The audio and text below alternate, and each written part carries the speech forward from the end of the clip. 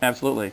In fact, with Ultima 8, during the time of Origin, of course, as the founder of Origin, I'm constantly kind of split between the job duties of make sure the company is working well and managing my own property line, Ultima. Yeah. And Ultima 8 was being developed during a particularly critical time for Origin as a business. And so it didn't really get as much of my personal attention as we think it deserved or should have had. And so we were very careful to start Ultima 9 with a completely different set of arrangements. We have a lot more key management within Origin, which has allowed me to focus my time again back on Ultimas, which is both what I enjoy doing and I think is really what's right for the property. It's really funny when you talk about Ultima. It was a difficult thing to get kind of company buy-in to get started, and something we thought about, of course, for many years now, kind of waiting for the time to be right for people to have enough modems and the internet to be really kind of a reality. But it's interesting that once we actually started working on it and kind of announced, okay, we're starting to hire people for it, people throughout the entire company all of a sudden wanted to work on it, which is really unusual at Origin. Usually you have to really court people to get them on your project. Mm-hmm. As soon as we even announced this one, everybody wanted to work on it. As soon as it started leaking to the public we were working on it, we started getting bombarded with people who both wanted to come work on it and also wanted to come play it. We just went to an online gaming conference recently. One of our guys did, the associate producer Starlong. And while he was there, different companies were talking about trying to get people to come in and test their games. And so they tried to advertise for them, and they were giving raffles away of free televisions or motorcycles to get people to play their game as part of the test. And over a few months of solicitation, they had received a few dozens to a couple hundreds of people to work with them.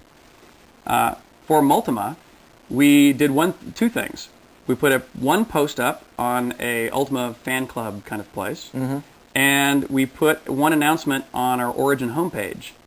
And we were trying to solicit about 1,000 people to do a test for this online world. Well, in a week and a half, we got 3,500 responses of people wanting to play the game, and we had to shut it down because it's already way more than we can handle. Yeah. And so every early indication is this is going to be a phenomenal opportunity for us to work with this to get this game out to the public. The game so far itself, I can't tell you how happy I am with the development of it. It's beautiful. It's functioning extremely well. It's going to handle thousands of people around the world simultaneously playing in a persistent, continuingly ongoing world environment with the Ultima Britannia setting. So I think it's going to be very popular. Speculation. We keep running financial models to try to see how to make money at this, because it's actually difficult to understand what the economics are going to be like until we start it. Yeah. Until we actually get it out there. So good odds that will change, but it's going to cost people $1 or $2 per hour. And we'll probably you can bulk buy or monthly unlimited usage fees or a variety of other ways to do it. Mm-hmm. But in the end, it'll work out to be $1 to $3 per hour to play it. Well, let's see.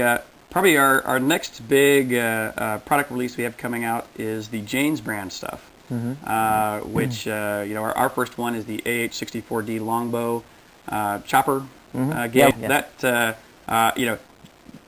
I know that it's easy to put a good flick in a game, and I know you should always not pay much attention to the flick when you're thinking about a game, but the flick that is the introduction to that game is the best piece of computer-based cinema I have ever seen. Mm-hmm. It's just beautiful, gorgeous. Yeah. And in fact, the game, I believe, really comes up to match that same quality level. So I'm personally very excited about that one.